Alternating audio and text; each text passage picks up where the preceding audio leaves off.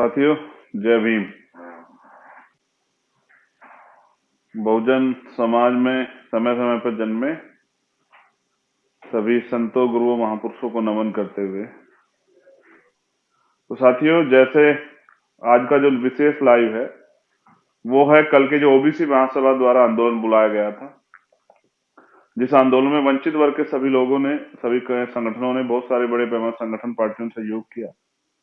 और वो आंदोलन था हक की लड़ाई के लिए, क्योंकि जब भी इस देश में वंचित वर्ग के लोग हक की लड़ाई लड़ते हैं तो आरएसएस और बीजेपी के लोग मंदिर का मामला लेके आके उनके हक की लड़ाई से उन्हें दूर कर देते हैं, उनके रास्ते को भटका देते हैं। लेकिन इस बार उन्होंने जो अन्याय, जुल्म और अत्याचार उनके साथ हुआ, उनका जो अधिकार है उसे छीनने का प्रयास किया गया कि पंचायत चुनाव में बिना ओबीसी आरक्षण के पंचायत चुनाव होंगे, ऐसा प्रयास किया गया। उसके विरुद्ध उन्होंने आंदोलन मजबूत किया और भीम आर्मी की वहां की टीम ने समर्थन किया। जैश के साथियों का बड़ा समर्थन था। कल उनका आंदोलन था, मैं भी उसमें शामिल होने के लिए गया था, लेकिन आपके जानने की इच्छा भी थी कल हुआ क्या। तो साथियों, जैसे ही मैं एयरपोर्ट पहुंचा भोपाल और एयरपोर्ट उतरा ही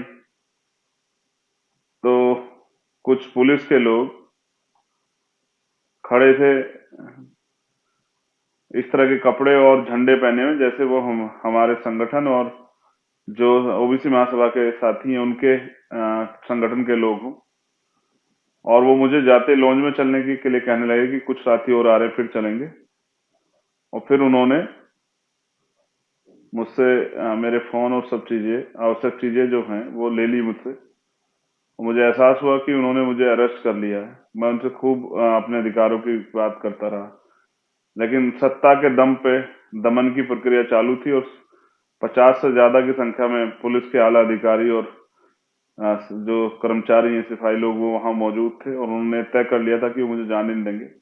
लगातार मैं उनके सीनियर अधिकारियों से बहस करता रहा, कॉन्स्टिट्यूशन के जो के वैल्यू हैं, जो हमारे अधिकार हैं आर्टिकल 19 में, यदि उनकी बात करता रहा। लेकिन आज के लोकतंत्र में ये सिर्फ बेईमाना साबित होता, क्योंकि कोई भी पार्टी संविधान को मानती नहीं।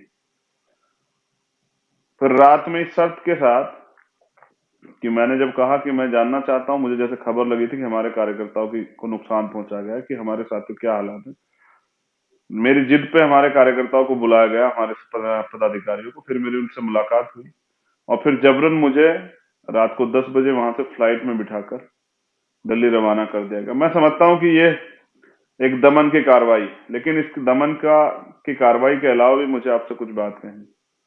मैं धन्यवाद देता हूं पहले तो ओबीसी महासभा के साथियों का कि उन्होंने इस लड़ाई को लड़ने की ठानी। मान्यवर काशीराम साहब कहते थे, मैं अकेला ही चला था, मंजिलें जादी, लोग मिलते गए और काफिला बनता गया। आपने शुरुआत की है और दमन की शुरुआत भाजपा की शिवराज सिंह चौहान ने की है।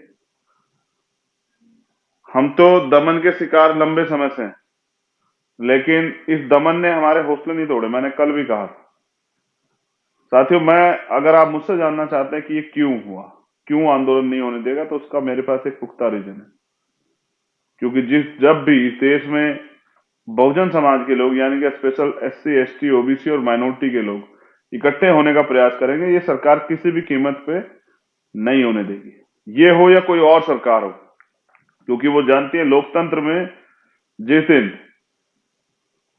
बहुजन समाज के लोग इकट्ठा हुए, उस दिन सत्ता की चाबी हमारे हाथ में होगी। और ये नहीं चाहते कि हमारी एकता मजबूत हो।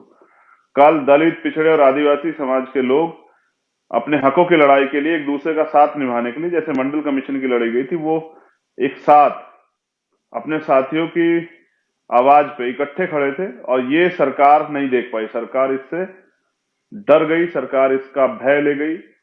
मुख्यमंत्री तो अपना घर छोड़ के भी वहां से गायब हो गए, क्योंकि बहुजन समाज के लोगों ने तय किया था कि भाई हमें घेराव करना है, हमें जवाब चाहिए, हमें अपने हक अधिकार चाहिए। लेकिन ये तो पहली लाइन है मेरी, जो मैंने आपको समझाया कि सरकार ने क्यों किया, आंदोलन क्यों नहीं होने दिया। लेकिन जो दमन किया गया, जैसे पुलिस ने, सरकारी मशीनरी ने हमारे कार्यकर्ताओं की गाड़ियां तोड़ी।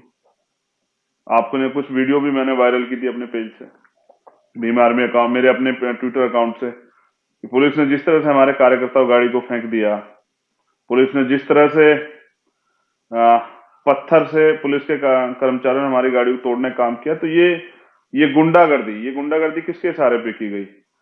मैं समझता हूँ सरकार चाहती थी किसी तरह से हमारा आंदोलन हिंसक हो जाए। मैं धन्यवाद देता हूँ भीम आर्मी आजाद समाज पार्टी के कार्यकर्ता को, सभी संगठनों के साथियों को। उन्होंने लाठियां भी खाई, अपमान भी सहा, लेकिन आंदोलन को हिंसक नहीं होने दिया। क्योंकि अगर ये आंदोलन हिंसक हो जाता तो ये कहना बहुत आसान हो जाता कि ये हिंसक लोग हैं।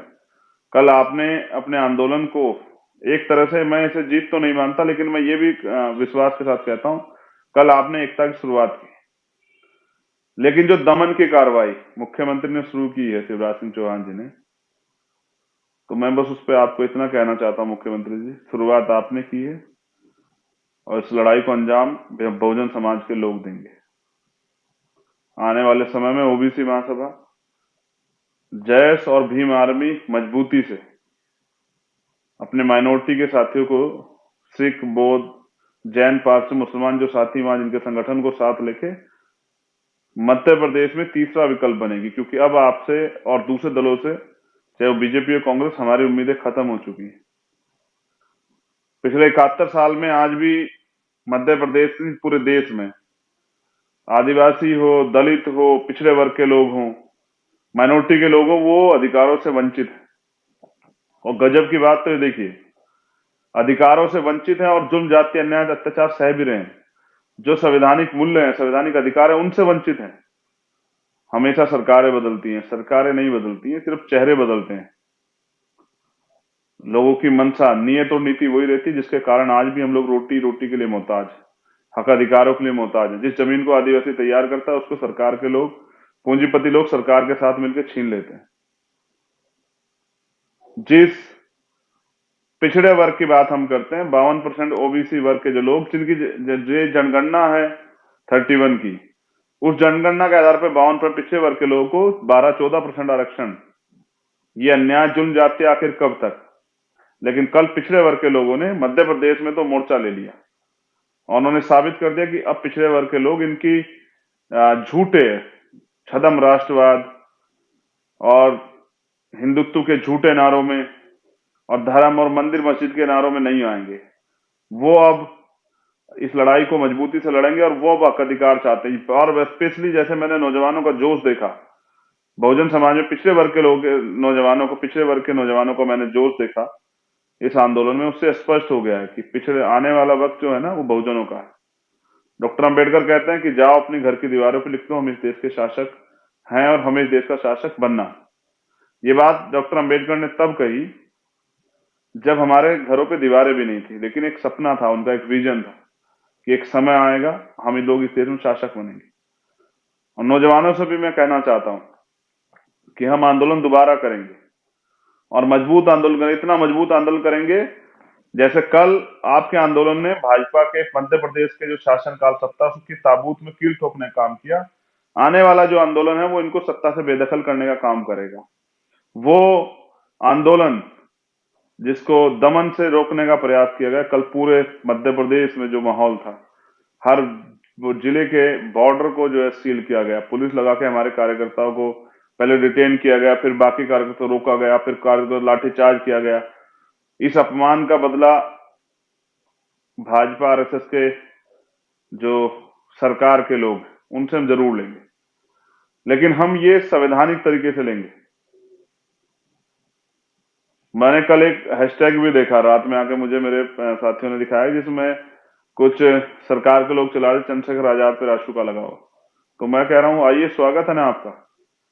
अगर पिछड़े वर्ग के हितों की रक्षा के लिए लड़ते मुझे मेरे ऊपर राशुका लगती है तो मैं स्वागत करूंगा।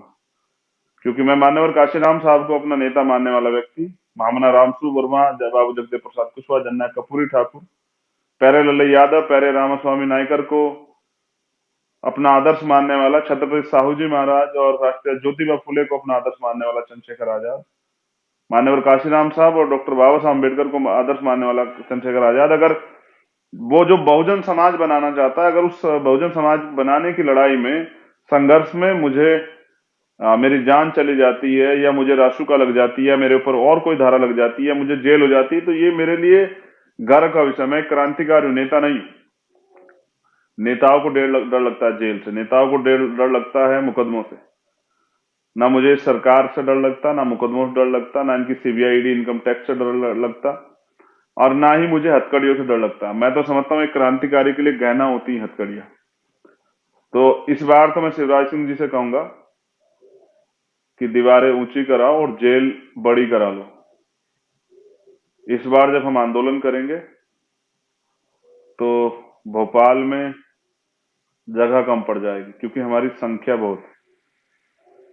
90% बहुजन समाज के लोग रहते हैं मध्य प्रदेश में, जिनके पास शासन सत्ता होनी चाहिए थी, जो खुद देने वाले समाज होते, जो प्रदेश में वंचित वर्ग के लिए नीतियां बना रहे होते, वो समाज कल सड़कों पे आ, अन्याय अत्याचार के खिलाफ लड़ रहा था, अधिकारों के लिए लड़ रहा था। मुझे यह तो अच्छा लगा कि वो लड़ रहा था, लेकिन मैं समझता हूं कि अगर जितना जल्दी ये समाज अपनी ताकत को पहचान जाएगा, वोट की वैल्यू को समझ जाएगा और दो दुश्मन का फर्क कर लेगा, उतना जल्दी वो अपनी जो समस्याएं उन पे भी पार पा लेगा, उन समस्याओं का हम निराकरण कर देगा। जो दैनिक समस्या उनके जीवन में है और जो उनकी तरक्की के रास्ते में जो कीलें ठोकी गई उनको भी निकाल देगा। नौजवानों ने मजबूती से आंदोलन किया, मैं धन्यवाद करता हूं कि कार्यकर्ताओं का। और मैंने तो, हमारे कार्यकर्ता जो सभी संगठनों से हैं वो सब हमारे ही हैं। वो अपने खून पसीने कमाई से, मोटरसाइकिल से, फोर व्हीलर से, बस से, ट्रेन से कैसे कैसे आए, उन्होंने इस आंदोलन को गति दी, उन्होंने इस आंदोलन के लिए योगदान दिया। मैं उन सबका धन्यवाद करता हूं। लेकिन साथियों, लड़ाई अभी अधूरी है। कल जो हुआ वो दमन, उस दमन का बदला यही है, उस दमन का से जो सीख जो है ना वो यही है कि हमें अपने आंदोलन को और मजबूत करना और ऐसी तानाशाही सरकारों को सत्ता से उखाड़ फेंकना है। कब तक जो है ये समाज इन सरकारों के भरोसे बैठा रहेगा? कब तक ये समाज जो है ना इस दमन कार्रवाई को होते देखता रहेगा? नेमावर से हमारी बहन भारती जो है वो चली है, नेमावर की यात्रा, नेमावर से न्याय यात्रा लेके, उनको भी मेरा समर्थन है। मैं गया था नेमावर और सरकार को अब झुकना पड़ा, सीबीआई जांच के ऑर्डर करने पड़े। लेकिन आप देखिए कि जहां न्याय के लिए सीबीआई के न्याय के लिए यात्रा निकालनी पड़े, आंदोलन करने पड़े, सड़कें जाम करनी पड़े, सभाएं करनी पड़े, तो समझिए वो सरकार कितने निकम्मी। तो शिवराज सिंह जी, आपने हमारी गाड़ियां तोड़ी लेकिन हमारे हौसले नहीं तोड़ सकते। आपकी पुलिस हमें लाठियों से पीट सकती है, हमें अपमानित कर सकती है, लेकिन हमारे संकल्प को कमजोर नहीं कर सकती है। आपने जो सोचा था ना कि बहुजन कल इकट्ठा नहीं होंगे, बहुजन तो इकट्ठा हो चुके, आपको एहसास नहीं, आपकी जमीन से रख रही है। गांव गांव में इस बात की चर्चा है कि ये सरकार पिछड़ा और दलित और आदिवासी विरोधी है। आपको शायद सुनाई नहीं दे रहा है, लेकिन मैं चाहता हूं ना कि इसकी गूंज जब आपको महसूस होगी तो वो सन 2023 होना चाहिए। मैं नौजवान साथियों से भी कहना चाहता हूं, कल जो अपमान हुआ है, अगर आप उस अपमान को महसूस करते हैं, स्पेशली भीम आर्मी के साथियों से, आजाद समाज पार्टी के साथियों से कह रहा हूं, तो इस पंचायत चुनाव में भाजपा की जमानत जब्त कराइए, गांव गांव निकल के संगठन तैयार कीजिए, एकता बनाइए बहुजन समाज के लोगों में, और अच्छे और मेहनती ईमानदार साथियों को मौका दीजिए। गरीबों की राजनीति खड़ी कीजिए, नौजवानों को अवसर दीजिए, युवाओं को परिवर्तन करने के लिए ताकत दीजिए, बल दीजिए। बहनों को, जो ओबीसी महासभा के संगठन की बहनें हैं, जिन्होंने कल वीरांगनाओं की तरह लड़ी, जो कल बहुजन वीरांगनाएं हुई हैं, जिनमें मेरे आदर्श हैं माँ झलकारी बाई, माँ अवंतिका बाई लोधी, माँ उदा देवी पासी, माँ फातिमा शेख, जिनमें मेरी आदर्श है, जो जिन्होंने बताया कि अपमान का बदला कैसे लिया था, माँ फूलन देवी। मैं उन तमाम बहनों से भी कहना चाहता हूं कि सड़कों से जो आंदोलन कल आपने शुरू किया है उसको गांव गांव तक लेके जाना है। इस जालिम सरकार को बताना है कि हम जिनको कल अपमानित करके मध्य प्रदेश में आंदोलन रोका गया, उनमें कितना दम है। मैं उन वीरांगनाओं को धन्यवाद भी देता हूं कि वो घर से निकल के इस आंदोलन को लड़ने का काम किए। लेकिन मैं नौजवानों से फिर कहना चाहता हूं कि मध्य प्रदेश परिवर्तन मांग रहा है। ये सरकारें मिलकर आपके अधिकारों को ऐसे छीनने का प्रयास करती रहेंगी। ये सरकारें आपके अधिकारों से आपको वंचित रखने का काम करेंगे। अगर आपको हक चाहिए तो उसके लिए आपको लड़ना होगा। और ये लोकतंत्र में लड़ाई वोट से लड़ी जाती है। तो मैं फिर कहूंगा कि जब भी आप दोबारा आंदोलन करेंगे मेरा पूरा सहयोग रहेगा। लेकिन मेरी कल ये भी समझ में आया कि सरकार आंदोलन का सामना नहीं कर सकती, ये हमारे लोगों के सामने टिक नहीं सकती है। ये झूठी, निकम्मी, भ्रष्टाचारी सरकार, व्यापम घोटाले वाली सरकार, ये सरकार जानती है कि ये सच के सामने टिक नहीं सकती। झूठ पे आधारित भ्रष्टाचारों की सरकार जानती है कि ये सच का सामना नहीं कर सकती है। ये वास्तविकता में नौजवानों का, महिलाओं का, बेरोजगारों का, बहुजनों का, वंचितों का सामना नहीं कर सकती है। और जो मुख्यमंत्री सामना ना कर सके, जो जनता की सुनवाई ना कर सके, भाग के क्या होगा मुख्यमंत्री जी?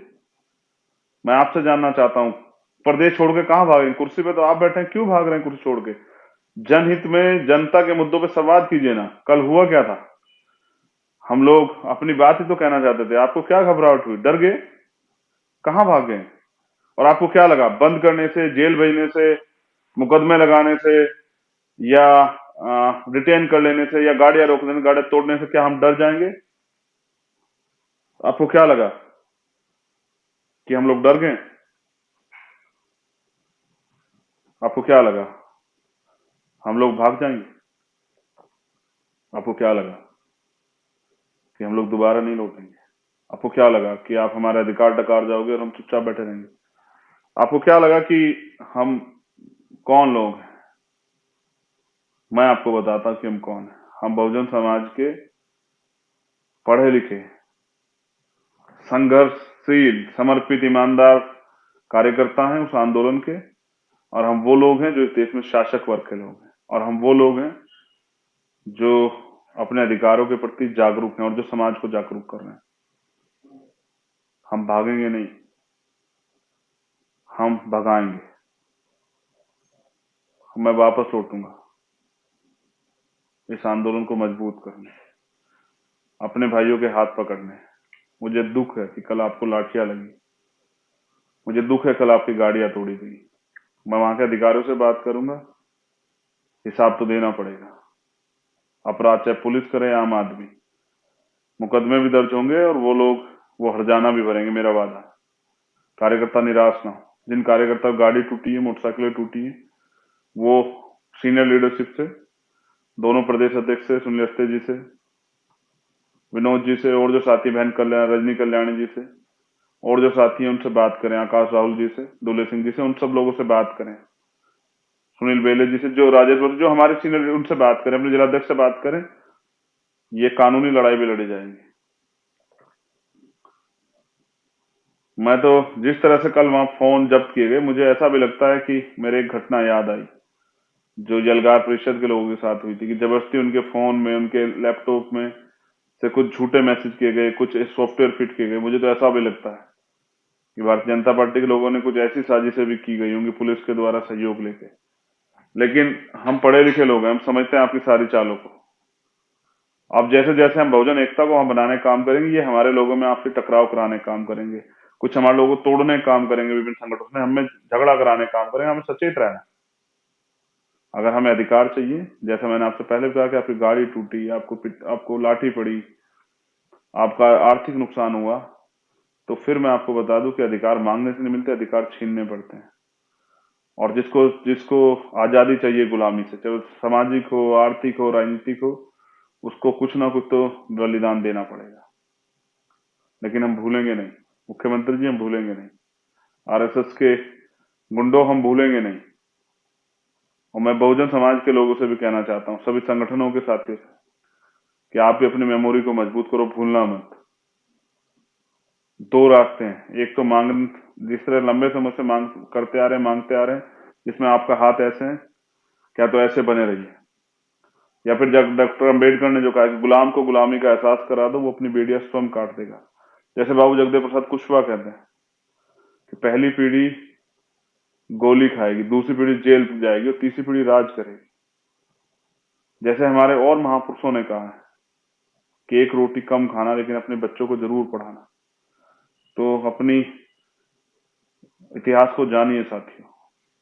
जैसे वीर भगवान बिरसा मुंडा लड़े, तांत्या भील लड़े अपने अधिकारों के लिए, और एक चीज और मेरी समझ में है, मुझे कहने में भीम आर्मी के लोग साथी सुनेंगे, आजाद समाज पार्टी के, एक चीज मेरी कल और समझ आई कि जाति व्यवस्था उन लोगों ने बनाई, लेकिन ये सच नहीं है कि जो आपके जाति का है, आपके वर्ग का है, वो आपका हितैषी हो सकता है। इसका प्रमाण हमने कल शिवराज सिंह जी से देखा। अगर आप ये कहते हैं कि ये हमारी जाति का है और ये हमारा हितैषी है, या ये हमारी जाति से आता है, इस वर्ग से आता है, ये हमारा हितैषी होती है, तो इसका प्रमाण हमने कल शिवराज सिंह जी से देखा कि वो पिछड़े वर्ग से आते हैं और पिछड़े वर्ग के लोगों पे, दलितों पे किस तरह का अन्याय अत्याचार आदिवासियों पर कल उन्होंने किया। और जो 131 MP schedule caste schedule tribe के बैठे उनमें भी देख लीजिए 90% लोग क्या हाल है। तो ये सत्य नहीं है कि अगर वो आपकी जाति के हैं तभी वो आपके हितों की रक्षा कर सकते हैं या आपके हितों के लिए के साथ खड़े हो सकते हैं। इसलिए ही विचारधारा की लड़ाई, इसलिए मैं समझता हूं जिस विचारधारा को ग्रहण करता है, जिस विचारधारा के साथ खड़ा होता है, जो जो इस विचारधारा को मानता है, जैसे हम डॉक्टर अंबेडकर की विचारधारा को मानने वाले लोग, राष्ट्रपिता ज्योतिबा फुले की विचारधारा को मानने वाले लोग, छत्रपति साहूजी महाराज सामाजिक न्याय की विचारधारा को मानने वाले लोग, जो समता समानता बंधुत्व भाईचारे की बात करते हैं, वो ही इस देश में सामाजिक परिवर्तन की क्रांति को आगे बढ़ा सकते हैं। जो अगर आप ये सोचते हैं कि बीजेपी आरएसएस के संगठनों में रह के आप समाज का भला कर सकते हैं, तो ये आपकी गलतफहमी है। क्योंकि काशीराम साहब कहते हैं कि दूसरों के महलों से अच्छी होती है अपनी झोपड़ी। तो विचारधारा का हमारा घर वो उन करोड़ों रुपए वालों महलों वालों से ज्यादा अच्छा है। कल आपने जिन साथियों ने मेरे लिए आवाज उठाई, ज्ञापन दिए, तमाम तरह प्रयास किए, मैं उन सभी कार्यकर्ता साथियों को, पदाधिकारियों का भी धन्यवाद करता हूं। लेकिन ये आवाज सिर्फ मेरे लिए नहीं उठनी चाहिए, हर उस कार्यकर्ता के लिए उठनी चाहिए। जैसे कैलाश जी अभी जेल में हैं, कैलाश जायसवाल जो हमारे मुंबई के अध्यक्ष हैं आजाद समाज पार्टी, वो जेल में, उनके साथ और 2 साथी जेल में हैं। तो जब जहां भी किसी कार्यकर्ता के साथ अन्याय अत्याचार हो, उसको गिरफ्तार किया जाए, उसके साथ गलत हो, वहां हर व्यक्ति को ये आवाज उठानी चाहिए। यही न्याय है। तभी जाके मैं सबको समझाता हूं कि व्यक्ति बड़ा नहीं होता, विचार बड़े होते हैं, विश्वास बड़ा होता है। तो जहां भी एक किसी भी कार्यकर्ता के साथ गलत हो, वहां ये आवाज हमें उठानी चाहिए। बहुत बहुत धन्यवाद, आपने मुझे सुना। मध्य प्रदेश के साथियों से कह रहा हूं, कल के अपमान का बदला जरूर लिया जाएगा। बदला इसी तरह लिया जाएगा कि जिस सरकार ने हमें बेइज्जत किया, उस सरकार को सत्ता से बेदखल करा के और अपने लोगों को सरकार में, यानी कि बहुजन समाज के लोगों को सरकार में बिठाना है। और अब हम ज्यादा दिन वहां मांगने वाला समाज नहीं बना रहेंगे, देने वाला समाज बनेंगे। हम बहुजन समाज बना के वहां सत्ता में स्थापित होंगे और सत्ता में स्थापित होके वंचित वर्ग के लोगों के लिए तरक्की के रास्ते खोलने के लिए नीतियां बनाएंगे। हम जल्द लौटेंगे और एक बड़ा आंदोलन करेंगे। तारीख आप तय कर लीजिएगा, मिलके मैं वापस आऊंगा। मेरे लिए यही राजनीति है कि जहां मेरी जरूरत हो मैं वहां खड़ा रहूं। मैं दोबारा फिर कह रहा हूं अपने पिछले वर्ग के भाइयों से कि जो कारवा मान्यवर काशीराम साहब अधूरा छोड़ गए, उसको पूरा करने के लिए मैं अपने जीवन का एक क्षण, लहू का आखिरी कतरा लगा दूंगा। मुझे बस सिर्फ आपके विश्वास की, आपके सहयोग की जरूरत है। आपने निकम्मे झूठे लोगों पे विश्वास किया है, आप सच्चे लोगों पे, ईमानदार लोगों पे, संघर्षशील लोगों पे विश्वास कीजिए और अवसर दीजिए। ये जो गुलामी जिसको आप महसूस करते हैं, जो बेबसी जिसको आप महसूस करते हैं, महिलाओं पे होने वाला तमाम तरह का शोषण, उनकी उनके उनके साथ जो है उनका आर्थिक सशक्तिकरण जिन कारणों से नहीं हो पा रहा, उन सब चीजों पे काम करके, एजुकेशन पे, हेल्थ पे, रोजगार पे, नौजवानों के लिए रोजगार बहुत बड़ा मामला है, इन सब चीजों पे काम करके एक अच्छा सशक्त समाज बना के एक अच्छा प्रदेश और एक अच्छा देश बनाने का काम करेंगे। आपसे आशा और सहयोग की उम्मीद के साथ साथ जय भीम, जय भारत, जय संविधान, जय लोकतंत्र, जय विज्ञान, और वहां पहुंचे सभी साथियों का धन्यवाद। हम फिर मिलेंगे। मुख्यमंत्री जी, आपको क्या लगा हम डर गए? वापस लौटेंगे। अगर इस बार ताकत इतनी होगी कि आपकी पुलिस रोक नहीं पाएगी। धोखे से किसी गिरफ्तार करना और अपने आप को ताकतवर समझना, ये गलतफहमी है। अगर एक बार पहले एहसास होता तो चंद्रशेखर आजाद आजाद है, उसे आप रोक नहीं पाते। दोबारा प्रयास कीजिएगा। इस बार कह के आऊंगा, बता के आऊंगा, मौका दे के आऊंगा। जय भीम, जय भारत। कल के आंदोलन को सफल बनाने के लिए सब एक एक कार्यकर्ता पदाधिकारी का बहुत बहुत धन्यवाद। जय भीम।